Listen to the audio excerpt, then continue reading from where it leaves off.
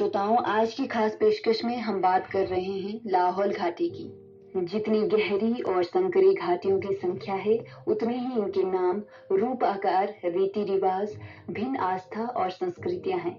विभिन्न इतिहास है और भिन्न लोक रंग है। घाटियों के नाम रंगलो वैली, तीनन वैली, ये दो घाटियां जो कि रोहतांग से सटी है, जबकि गाहर वैली, तोद वैली लेह लद्दाख की ओर जाने वाले मार्ग पर है। चंद्रा नदी का उद्गम स्थल बारालाचा की आकाश छूते पर्वतों पर जिम हिम ग्लेशियर है। ये नदी स्पीति के बारालाचा दर्रे से निकलकर रंगलो तीनन वैली की ओर से बहती हुई आती है। रंगलो और तीनन वैली चंद्रा नदी के किनारे पर है। भागा नदी का उद्गम स्थल सूरजताल है। ये भी बारालाचा की दूसरी ओर से लगभग 16,000 फीट की ऊंचाई से निकलती है। ये तोद वैली के दारचा गांव से होते हुए गाहा घाटी को नापते बहुत तेज बहाव के साथ टांडी पहुंचती है। चंद्रा और भागा नदियों का संगम टांडी और गुशाल गांव के निकट होता है। संगम के बाद नदी का नाम चंद्रभागा हो जाता है।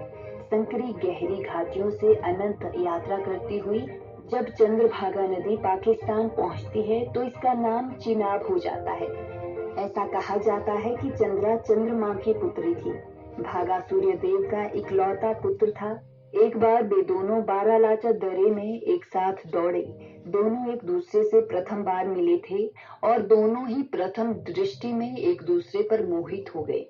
पहली नजर में दोनों को प्यार हो गया, लेकिन उनके प्यार को उनके माता पिता द्वारा स्वीकार नहीं किया गया और उन्हें विवाह करने की सहमति नहीं दी गई।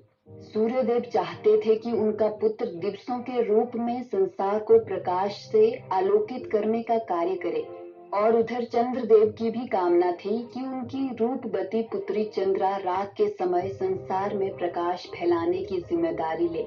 माता पिता द्वारा उनकी शादी के लिए सहमति नहीं मिलने पर दोनों प्रेमियों के दिल टूट गए, लेकिन उन्होंने आशा नहीं छोड़ी। दोनों ने अपने अपने स्थानों से भागकर दोबारा बारालाचा दर्रे पर उसी स्थान पर मिलने का निर्णय किया जहां दोनों पहली बार एक दूसरे से मिले थे। दोनों देवलोक से वहां के लिए नीचे उतर आए जहां दोनों ने मिलने का स्थान निश्चित किया था, लेकिन चंद्रा निर्धारित समय से थोड़ा पहले पहुंच गई। जब उसने भागा को बारालाचा दर्रे पर नहीं देखा तो उसकी तलाश में कुंजम दर्रे की ओर गई और अपनी यात्रा उसी दिशा में जारी रखी। जब वो टांडी में पहुंची तो उसने भागा को तेजी से ऊपर की ओर विपरीत दिशा से उसकी खोज में अपनी ओर आते हुए देखा। दोनों का टांडी में स्वर्गिक मिलन हुआ और दोनों विवाह के बंधन में बंधकर सदैव के लिए एक हो गए। चंद्रताल का नाम चंद्रा के नाम पर रखा गया और सूरजताल भगवान सूर्यदेव के पुत्र भागा के नाम पर रखा गया है। अगर देखा जाए तो चंद्रताल आकार में छोटी है, लेकिन सुंदरता में अतुलनीय और बेजोड़ है। टांडी में इस संगम स्थल को विकसित किया जा रहा है।